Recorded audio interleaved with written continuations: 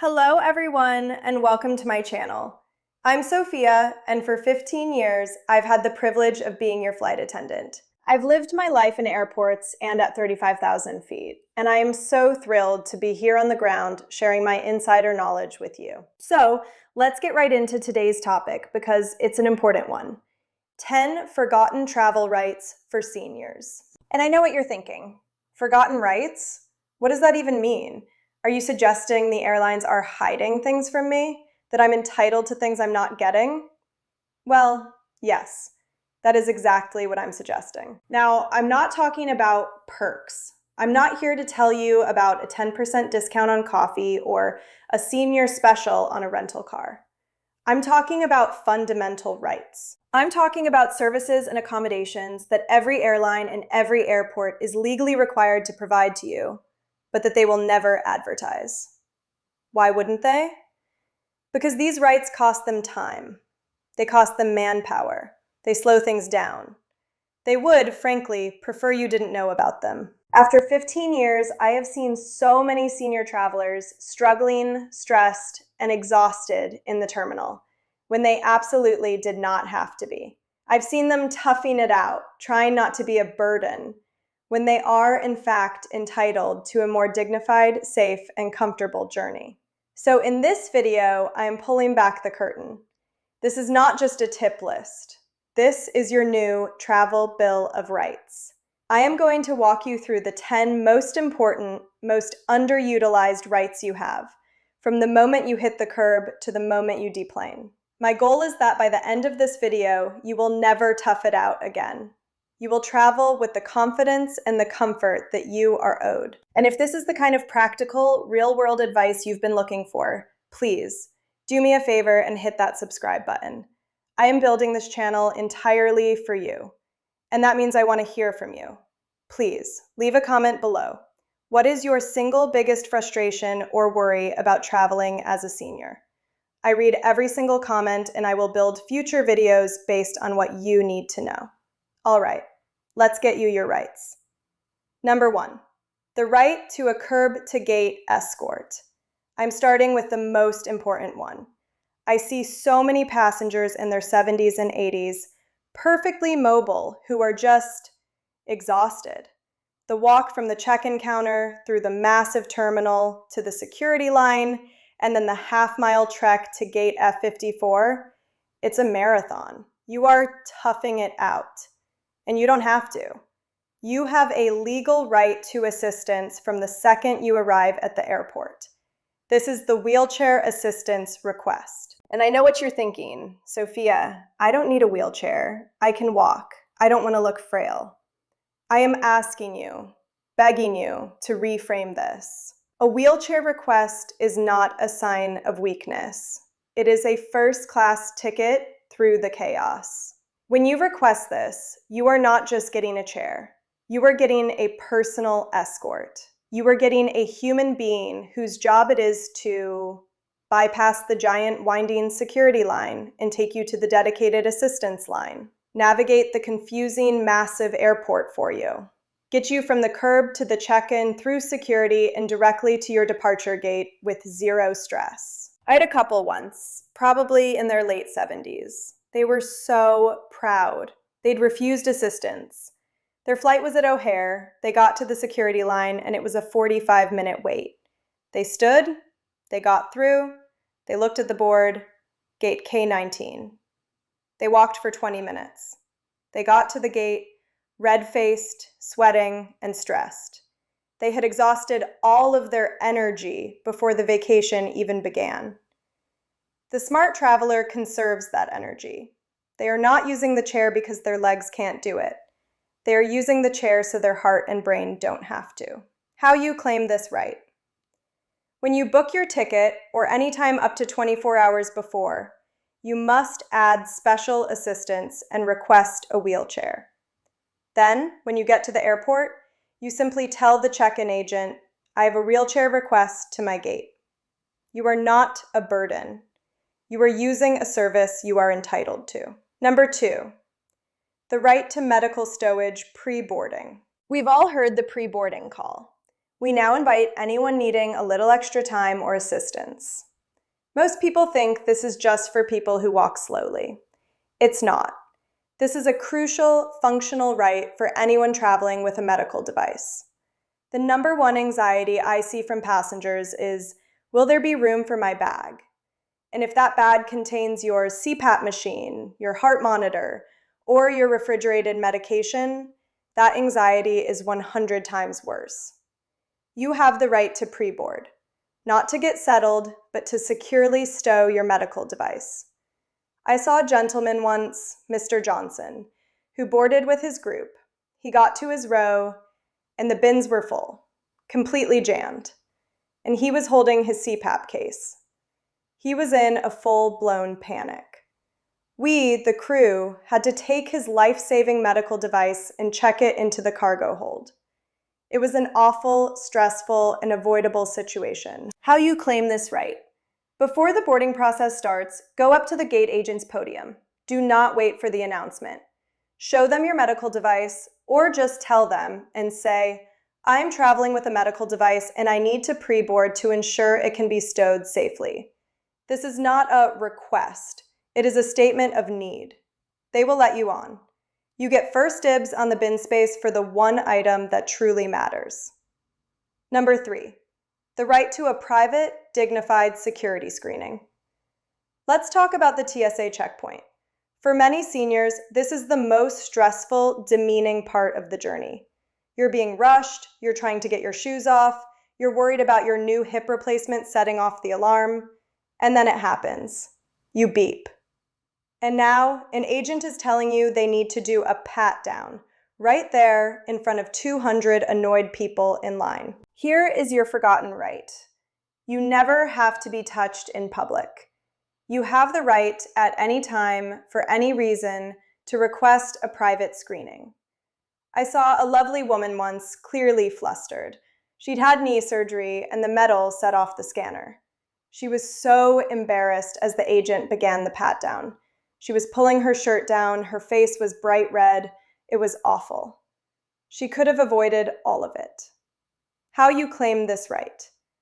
The moment you set off an alarm, or if an agent tells you they need to do a pat-down, you just say these magic words. I would like a private screening. That's it. The conversation stops. They must comply. They will escort you and a companion of your choice to a private room. It is calm, it is discreet, and it is your right. Pro tip, you can also call TSA Cares 72 hours before your flight. You can tell them your medical condition, and they will literally assign a helper to meet you and get you through the entire checkpoint. Nobody knows about this. Number 4, the right to unlimited medically necessary liquids. The 311 rule. We all know it. 3.4 ounces or less in a 1-quart bag. This rule causes so much panic. My prescription cream is 4 ounces. My liquid insulin, I have 10 vials. My mother needs her canned nutritional shakes. Here is the right.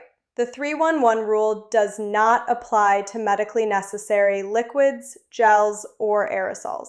I see passengers trying to check their vital medication because they think it's too big. This is dangerous. You never check your medication. You are allowed to bring reasonable quantities of your medical liquids. Reasonable is not defined by them. It's defined by you. If you need a week's worth of nutritional shakes, you can bring them. How you claim this right. Do not put your medical liquids in your little 311 toiletry bag. Pack them separately in your carry-on. When you get to the X-ray, take this bag out and place it in its own bin. Declare it to the officer. Officer, I have liquid medications to declare. They will pull the bin, they will test the liquids, they won't open them, they just swab the outside or use a test strip. It might add 2 whole minutes to your screening, but it is a calm, professional process. You are following the rules and you get to keep your life-saving liquids with you. Number 5, the right to your walker or cane in the cabin. This is a big one. You have a walker or a cane that you need to get to the lavatory. The airline agent at the gate says, we'll have to gate check that for you and you can pick it up on the jet bridge when you land. This is a common policy. But if you need that device on the plane, you have the right to have it. The Air Carrier Access Act, the law that governs all of this, states that airlines must allow you to bring one cane or walker into the aircraft cabin, as long as it can be stowed safely in an overhead bin or a closet. Now, some of those big wheeled walkers won't fit, but your cane, your folding walker, absolutely. How you claim this right. This is my mobility device, and I require it in the cabin to access the lavatory. It can be stowed in the overhead bin. As a flight attendant, if a passenger tells me this, I am required to find a place for it. We have crew closets and other secret spots. We will find a place. You do not have to be separated from your mobility. Number 6, the right to connection assurance. You booked a flight. You have a 50-minute connection in Gulp, Atlanta, or Dallas, or O'Hare. You are in Terminal A, your next flight is in Terminal F. That is literally a 2-mile journey with a train ride. You will never make it. You have the right to guaranteed assistance. I see passengers running for these connections. They're out of breath, they're panicked, they're grabbing the wrong tram. How you claim this right. This goes back to right number 1. When you request wheelchair assistance, you must book it all the way to your final destination.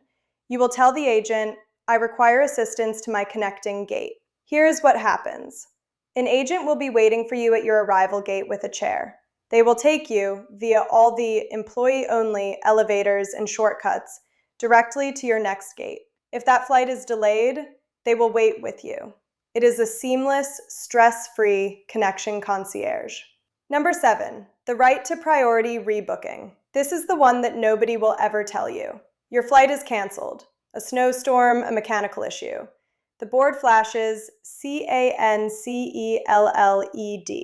Instantly, a line of 200 angry, panicked people forms at the customer service desk. If you are 75 years old and you are in that line, you are in danger of sleeping in the airport. Here is your right. Airlines triage passengers during mass cancellations. It's an unwritten rule, but it is a firm protocol. They will always help unaccompanied minors, passengers with disabilities, and seniors with medical needs first. I saw this in Denver, a huge blizzard, total chaos. I saw an older couple just standing to the side looking defeated. The husband was diabetic. He had to get on a flight. How you claim this right. Do not just go to the back of that 200-person line. Walk calmly up to the side of the podium or to the roped-off entrance. Make eye contact with the first agent you see. Be polite but firm. Excuse me. I know you are overwhelmed. I am 80 years old and I am traveling with my wife who has a heart condition. We must be rebooked on the next available flight. We cannot wait in this line. You are not cutting. You are not being rude. You are activating a different service protocol. You will be pulled aside and helped first. Number 8, the right to a companion screening. This is for those of you who are caregivers. You're traveling with a partner or a spouse who has Alzheimer's, dementia, or a cognitive impairment. Your biggest fear is the security line. What if you get separated? What if they get confused and wander off? You have the right to be screened together. TSA has protocols for this. You will not be separated. How you claim this right. The best way is to call TSA Cares ahead of time.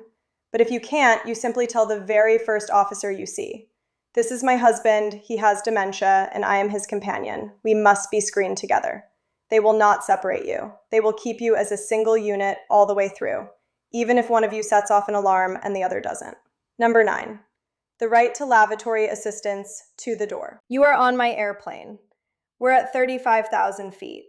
You need to use the lavatory, but there's some light turbulence. You feel a little unstable on your feet. You are stuck. Here is your right. As a flight attendant, I am not allowed to lift you. I am not allowed to assist you inside the lavatory. But I am allowed, and must if you ask, to provide assistance to the lavatory door. I've seen so many passengers tough it out. They try to walk, they stumble, they grab other people's seats. It's unsafe. How you claim this right. Press your call button. When I arrive, just say, "I feel a little unsteady. Could you please give me an arm and help me to the lavatory door?" I will say, "Absolutely. I will walk with you, I will wait outside the door for you, and I will walk you back to your seat." It is a simple, safe, and dignified right that everyone forgets they have. Number 10, the right to a dignified deplaning. Ding dong, the plane has landed. The seatbelt sign goes off. What happens next? The stampede. Everyone stands up. Everyone is grabbing their 100-pound bags. It's loud, it's pushy, it's chaotic. And you are sitting there, feeling rushed.